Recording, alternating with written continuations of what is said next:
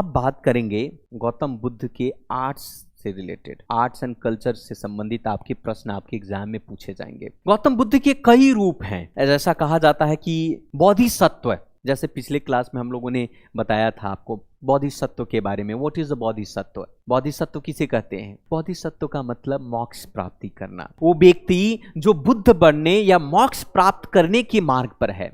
गौतम बुद्ध जो है, सही बोल रही है, नहीं अभी जो ये संघर्ष है, इस संघर्ष से बाहर निकल जाएंगे। कहने का तात्पर्य ये है। तो जीवन के संघर्ष से जो व्यक्ति बाहर निकल जाता है वो बोधिसत्व को प्राप्त कर लेता है। सिंपली कहा जाता है में कि Buddhism it means is a person who can reach a nirvana. Nirvana पढ़ा था आप लोगों ने? तो निर्वाणा का मतलब कल एक क्वेश्चन 2014 का एक प्रश्न भी पूछा गया था, what is the meaning of nirvana? Extinction of the flame of the life something था कि नहीं था? तो वैसे ही तो यहां पर आप देखेंगे बोधिसत्व के बारे में अगर हम बात करें, बोधिसत्व ये देख सकते हैं। ये अजंता केव की गुफाएं, अब आप जाओगे, अजंता के बारे में आप जानते हो? अजंता की गुफाएं कहाँ है? Where is the cave of Ajanta? Maharashtra में है। सो बोधिसत्व की बात करते हैं। Bodhisattva is a person who can reach a nirvana but delay doing so through a compassion for the suffering beings. Gautam Buddha 29 वर्ष के उम्र में अपने गृह का त्याग किया। That time Gautam Buddha was not Bodhisattva. That time Gautam Buddha was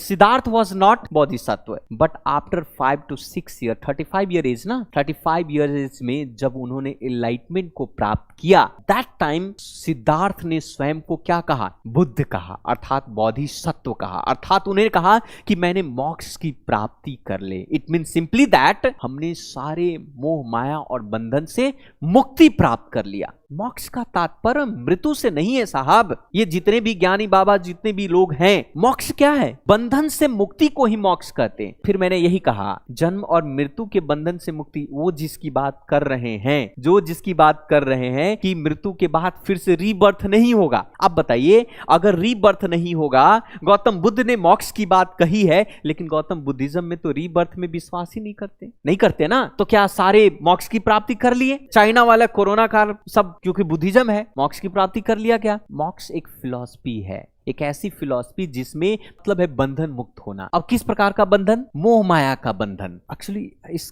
concept को लेकर बहुत सारी गलत धारणा है हिंदुइज्म में भी, खास करके जैनिज्म में भी, और इस चीजों में मोक्ष का मतलब सिंपल सी बात अगर हम बात करें तो बंधन मुक्त होना होता है। बंधन मुक्त होना के मतलब सिंपल सी बात है कि यूपीएससी से मुझे अब लेना देना नहीं है, सब छोड़ छाड़ के मतलब एक प्लेजर फील कर रहा है। जैसे अघोरी बाबा देखा है ना आप लोगों ने, फर्क ही नहीं पड़ता है, नागा साधु नंगा घूम रहा है, नंगा, उसको नहीं फर्क पड़ा कौन देख रहा है। मोक्ष इट मीन सिंपली दैट कि अब लालच नहीं है। अब जिस व्यक्ति के अंदर में किसी भी चीज की लालच आती है, किसी भी चीज को लेकर किसी भी भाव जागृत होता है, वो व्यक्ति मोक्ष प्राप्त नहीं कर रखा है। जैसे फॉर एग्जाम्पल, आपने मुझे 10,000 रुपया यहाँ पर फेंका हुआ है, ठीक है, और आपको फर्क नहीं पड़ता है, ठीक है, क्या है, कागज का टुकड़ा है, मुझे नहीं चाहिए, देखेगा अभी तक नहीं। मुझे पता है तुम लोग मोक्ष की प्राप्ति नहीं कर रखे हो। मुझे आप लोगों को यूपीएससी में कलेक्टर बनाना ना कि बाबा बनवाना है। तो कहा गया बोधिसत्व में कि जो व्यक्ति बुद्ध बनने या मोक्ष प्राप्त करने के मार्ग पर है, उन्हें बोधिसत्व के रूप में जाना जाता है। संस्कृत बोधिसत्व का अर्थ होता है एक व्यक्ति जो बुद्ध बनने का इरादा रखता है। बोधिसत्व मतलब मैं भी इरादा रखता हूं, मतलब मैं स्वयं को बोधिसत्व कह सकता हूं। लेकिन वो बोधिसत्व तब तक बुद्ध नहीं है जब तक कि उन्होंने स्वयं पर विजय ना प्राप्त कर लिया हो। So here it is similar to concept in incarnations in Hindu mythology. Like simple Ramas की बात करें, कृष्ण की बात करें, विष्णु की बात करें, सारे इनकारनेशन पढ़े, 10 अवतार पढ़े ना, 10 अवतार के बारे में ये हिंदुइज्म के अंदर में भी है। आगे चलकर महायान के बाद जो है गौतम बुद्ध को भी एक अवतार के रूप में देखा गया ना। तो यहां पर भी ये बात, तो Bodhisattva are a common figure in Bauddh literature में आपको पढ़ने, और ये बोधिसत्व को रिप्रेजेंट कर रहे हैं, है ना। ये अजंता की गुफाओं में इस तरीके के तस्वीर आपको देखने को मिलेगा।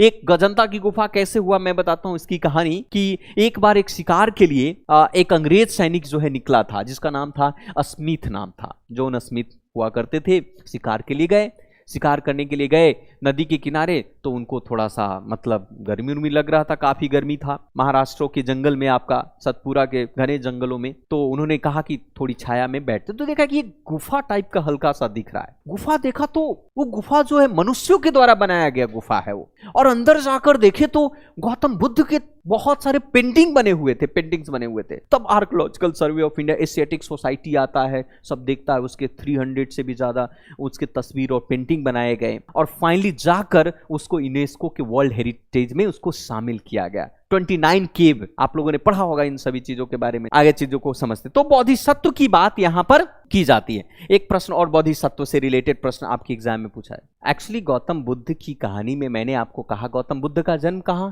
लुम्बिनी कहां है, नेपाल की बिहार और नेपाल की बॉर्डर अर्थात तराई पर पड़ता है। तो ये बताओ, ये सारा ब्रह्मन मगध अर्थात बिहार में और कौशल में किए, तो चाइना कैसे चले गए, वो चाइनीज कैसे हो गए?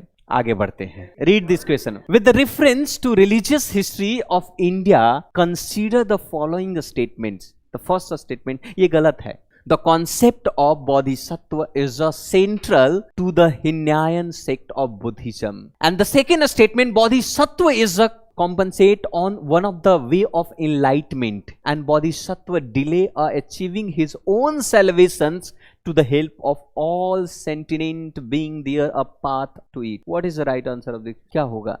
Why B? I will ask the question that कि why is B right? This is a यहाँ पर महायान की बात होगा कि महायान में बोधिसत्व की बात की गई है ना। आगे चलकर हम डिफरेंसेस भी पढ़ेंगे कि what is the difference between Mahayana और हीनयान, क्या डिफरेंसेस है इसके बारे में हम जानने की कोशिश करेंगे, क्योंकि महायान में ग्रेट व्हीकल्स की बात होती है, हीनयान में लेस व्हीकल्स की बात करते हैं। महायान के अंदर में गौतम बुद्ध को गॉड के रूप में माना जाता है, लेकिन हीनयान में गौतम बुद्ध को एज ए इंटेलेक्चुअल पर्सन के तौर पर माना जाता है। ये सब चीजों को हम भी आगे चलकर समझ। सो राइट आंसर इज बी। मुझे पता है आप लोग समझदार हैं।